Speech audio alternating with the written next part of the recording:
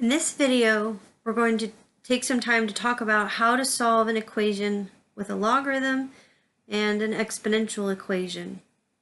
We're going to sort of pull a lot of the information we've been practicing about exponentials and logarithms and use that to our advantage to help us solve an equation. Okay, so there's two types of equations here. We're going to start with the logarithm equations. This would be an equation with a logarithm in it. Okay, so the steps that we could take to solve an equation of this type, the first step would be to isolate the logarithm, so get the logarithm by itself. If there is more than one logarithm, we may need to use the properties that we've talked about in a previous video to combine the terms into one logarithm. Once we've done this, we have a single logarithm on one side of the equation. Then we have two options, and these two options sort of parallel to the two viewpoints we've spoken about previously in reference to logarithms. You can do the conversion to exponential format. So I need to remove the logarithm from the equation so that I can kind of refer back to my general rules of solving that I'm used to using. And so I can do that by converting it to an exponent, or I can cancel out the logarithm by doing a process called exponentiating, where I raise each side of the equation as an exponent on a base of my choice. So I want to try my best to show you both of these options, okay? So you'll want to take some time to practice and decide which of these you like the best. And I always recommend pick a method and stick with it, so that when you are tested, you know your plan. Okay, so we'll do a couple examples of each. Here's the first example. I have 6 plus 3 times the log of x equals 12. This is one where I would definitely want to isolate the logarithm. Okay, I'm going to start with a trick question. Can I add 6 and 3 here? Please say no. No, I cannot. This 3 is multiplied times the logarithm and the 6 is not. So it is not okay to add these. It would be far better to just subtract this 6 from both sides.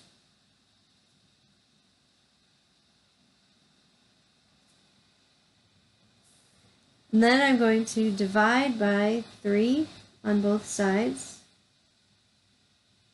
Okay, now could you use a property of logarithms and bring this 3 in as an exponent on x? Yes.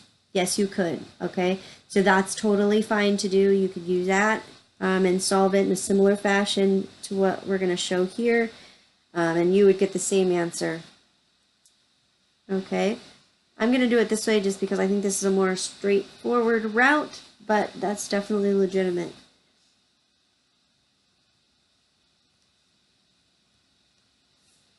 Okay, what is the base to this logarithm? If it's not listed there, remember it's implied to be 10. Okay, from this point on, I'm going to show you both of these methods. So we need to, now that we have the logarithm by itself, we need to remove the logarithm from the equation so that we can solve further. Like I said, there are two options. So I'll try to write them both here, but keep in mind you only need to use one. The first option would be to take this and convert it to exponential format. Okay, and you could go back and look, oh here it is, right here. Okay, so we have something that looks like the log base b of x equals y. And we want to rewrite it as x equals b to the y, or b to the y equals x. Okay, so what is the base involved here? That's the 10. What is the exponent? The logarithm solves for the exponent, so it's over here by itself. That's the 2. And that must be equal to what's inside here, the result. So just by doing the conversion, we've already isolated x. We know 10 squared is 100.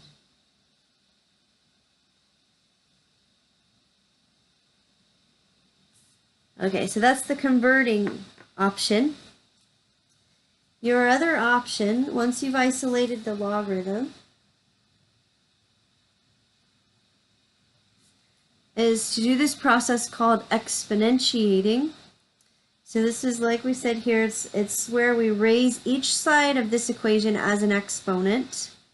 We can do that. There's a property, I don't think we've explicitly listed that out here, but it is okay to do. These are still equal to each other because we are going to choose the same base on both sides. These two things are equal to each other. Now I've chosen a base of 10 here because my logarithm is base 10 and I'd really like to cancel out my logarithm. You can choose any base you want. Obviously choosing a base that is convenient to what you're trying to do would be helpful, right? Okay, and then we're going to use the fact that the base and the log with that base cancel each other out. This is one of those properties of logarithms, and we did talk about how they are opposite operations, even though those operations look a little bit different than what we're used to seeing. So in the same way, the logarithm is canceled, and I've isolated x, and I definitely get the same answer no matter which of these strategies I choose to use.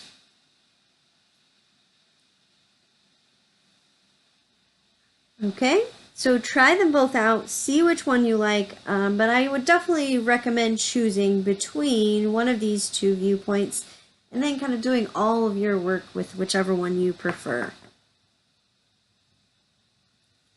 Let's try a second logarithm equation.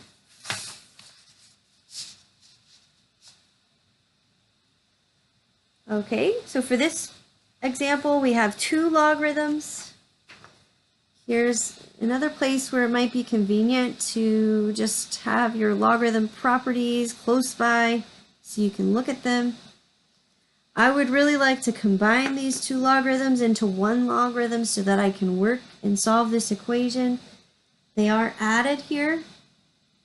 So I'm going to use the first property and I'm going to multiply their insides.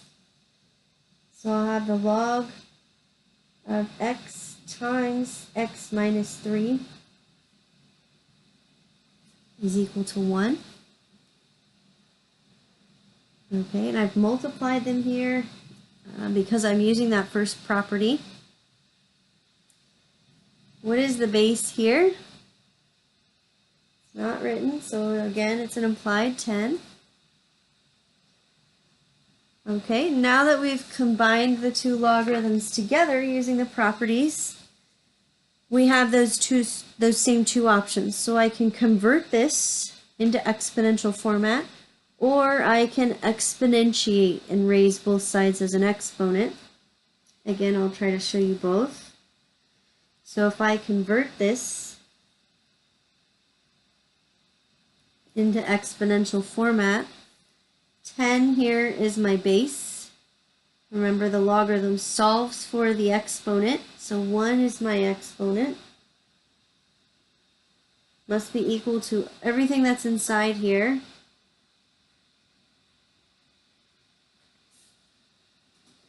And then I want to solve from there. Okay, so maybe I distribute my x.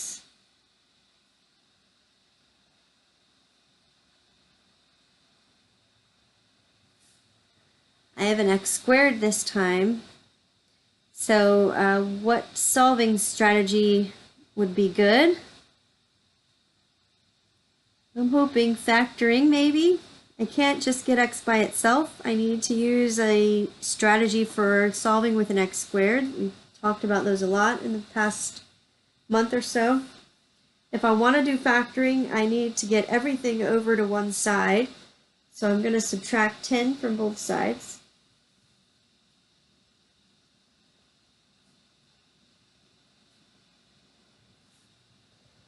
And this is factorable.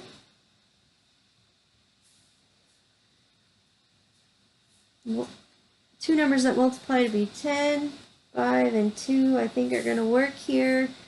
I would really like to have a -5 and a +2 so that they add up to be -3. And then I'm going to set each part equal to 0.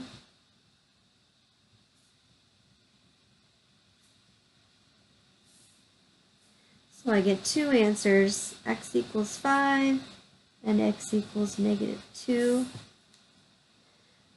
Okay, and I want to add to that, but I'm going to take a pause right here so that I can show you the exponentiating option.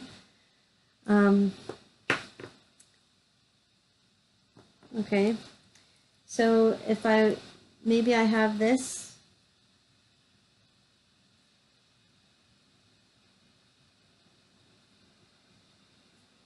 And I would rather exponentiate to remove the logarithm. Just like the last example, since this is a log base 10, it might be wise to choose 10 as a base. And raise both sides as an exponent on that 10. The base of 10 and the log base 10 are going to cancel each other out. So I'm going to have the same result I had over here. And so the steps following are actually very much the same. I don't know if it's worth it to copy that back down. Okay, so I'll just sort of do it. I'll just leave it at this. All right, so you can convert to get to this point, or you can exponentiate to get to this point. After this, we're still going to get everything to one side and do our factoring. Okay, and then I have a little note at the bottom of this page if you're using the printed notes, right? A logarithm can only operate on a positive number. So we need to check that our answers are even possible. Okay, now we don't have to do a full-blown check where I make sure everything adds up. I just need to make sure, because a logarithm applied to a negative number is undefined. And I want to make sure that I don't have that going on. Okay, so if I plugged in 5, I'm going to write it down, but really, in all honesty, I would probably do this in my head if I were doing this problem. If I plug in 5, I'll have the log of 5 plus the log of 5 minus 3 would be 2 equals 1. Log of 5, that's positive. I mean the 5, that is. 2 here, that's positive, so that checks. And you could definitely plug it into your calculator. I'm not going to take the time to do that right now, but you could. Okay, what about -2? Log of -2, already that's bad, right? Because this is undefined. If I keep going, I have the log of -5, also doesn't work. Okay, so -2 doesn't work because undefined plus undefined cannot equal 1. So 5 is my only answer here.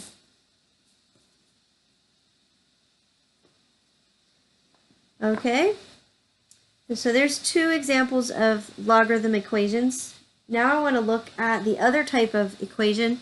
That is an exponential equation. The process is going to look very similar, but maybe sort of in reverse. So let's talk about that. To solve an exponential equation, I'm going to isolate the base with the exponent. And then I have two somewhat similar options here from that point. I can either do the conversion back to the logarithm. I want to convert it to a logarithm because for these types of equations, I'm going to be solving for the exponent. And so I need to use a logarithm to do that. If I don't like the converting, the other option I have is I can apply a logarithm to both sides and then use that property number 3 from our list to bring the exponent to the front.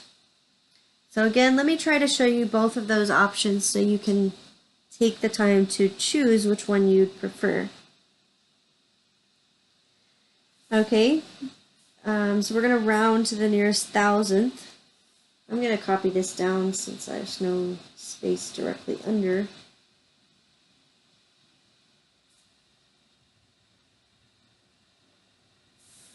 I'm solving for t here. I need to get the base, which is this 1.10 raised to the t power by itself. Since this is multiplied, I'm going to divide by 10,000.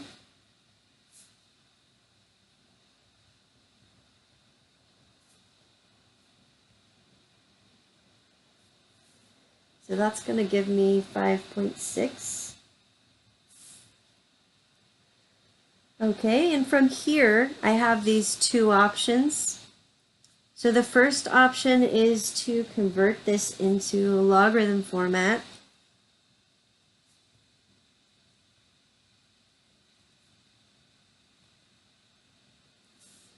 So if I rewrite this as a logarithm, 1.10 is my base. So I have a log base 1.10 of my result 5.6 equals my exponent. Remember, the exponent is always over here by itself. We have this as a reminder, right? So I'm taking something that looks like this and I'm rewriting it in this format, so rearranging those three parts. From there, I need to evaluate this logarithm. Okay, so this is one of those where we mentioned this in the last video. You can either use the log base and type it in as is with those little dotted boxes. I don't have that option on my calculator. Okay, so I'm going to do the change of base. And my personal preference is to use the log base 10. So I'm going to do log of 5.6 divided by log of 1.10.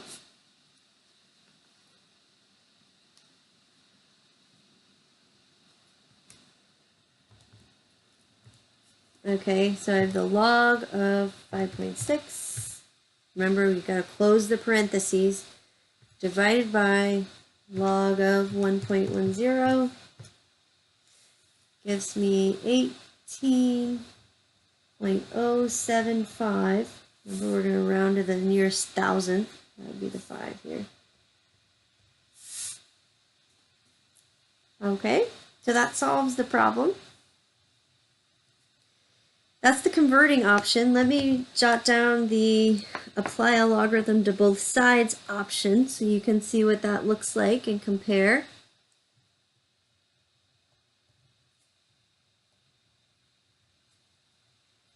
So once we've isolated the base and the exponent, we can apply a logarithm to both sides. You can use any type of logarithm you choose. I personally prefer to use one of the buttons on my calculator just to make the calculations a little bit easier and a little bit more direct. I think 3 options would be the log base 10, the natural log, or maybe you'd like to use a log of 1.10 so that you can cancel this base. Okay, whatever you think is the easiest. Any of those 3 options would be wise. I like to use the log base 10, so that's what I'm going to do. So I'm just going to take the log on both sides.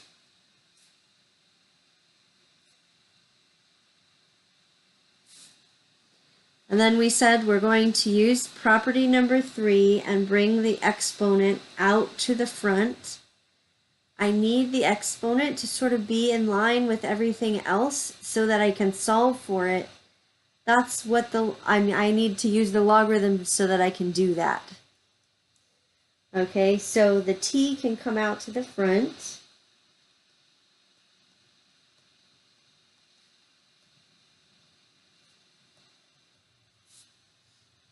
And now I want to get the t by itself. Keep in mind the logarithm of 1.10, this is all one expression. We cannot separate the log from 1.10 or vice versa, right? They're permanently stuck because the log is an operation that's operating on 1.10.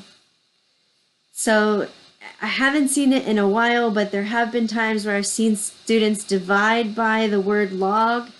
You can't do that, right? That's like dividing by a plus sign. That doesn't even make sense, okay? So remember, the log is an operation. It is connected with the number next to it and cannot be separated. So to get t by itself, I'm going to divide by this whole expression right here, the log of 1.10 on both sides.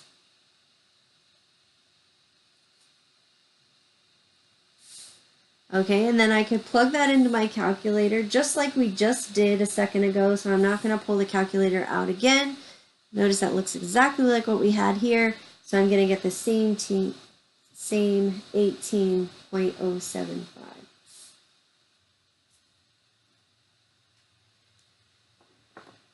All right, one more example. I think that would round it out for you so you can see how this is working. Let's try this one.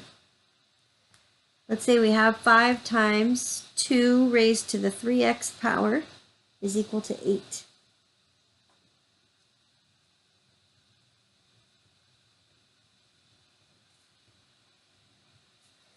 What should I do first? I need the base and the exponent by itself. So I'm going to divide both sides by 5.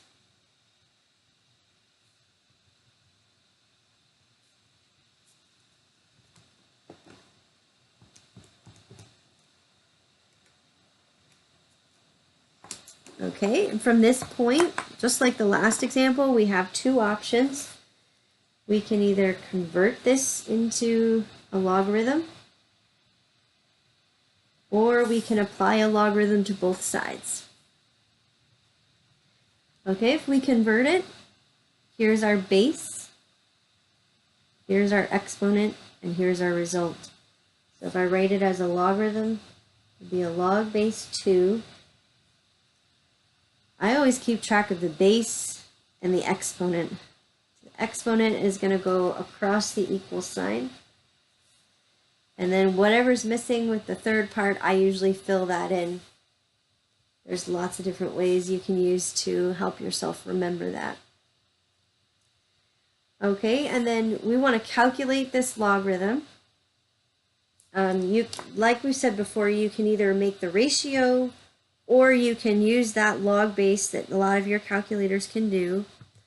I'm going to do that off camera here and do my ratio because my calculator's old, like I've said many times. Okay, so when you evaluate this, you should get 0.678. And I'm not really going to round it at this point. I'm going to leave all the digits in my calculator, and then I'm going to take it as it is in my calculator and divide it by 3. And then I'm going to round it, but I didn't want to write all those digits down. That would be a little bit annoying. Okay, so I should get x equals 0.226.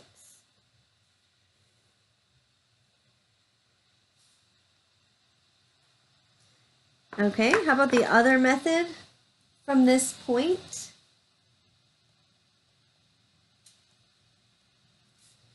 again, I could apply any type of logarithm I want. A log base 10, a natural log, or a log base 2 would be 3 really wise choices, although you have total freedom. Okay, like I said before, I like to use a log base 10, so I'm going to do that, but any of those 3 would be wise.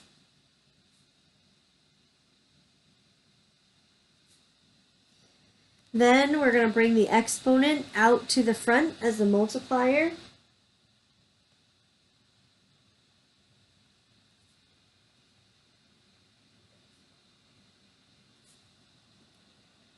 Okay, and then from there I want to get x by itself. I have 2 things multiplying x right now. I have the log of 2 and the 3. So you can divide by them at the same time if you want, or you could divide by them one at a time. I'm going to do it one at a time just so that it looks really simple, but either way would work. you do have to be a little bit careful about how you type it into the calculator. Okay, so I'm going to do this off camera, but I'm going to do the log of 1.6 divided by the log of 2. Oh, I get the same thing, of course, that I got over here. And then I'm going to divide it by 3. Okay, and I should still get the 0.226.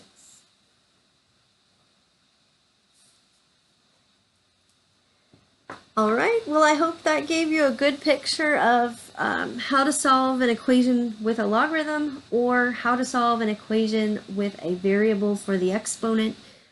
And I gave lots of options here, so I hope you will take the time for yourself to decide which option you like the best and to practice those. Best of luck!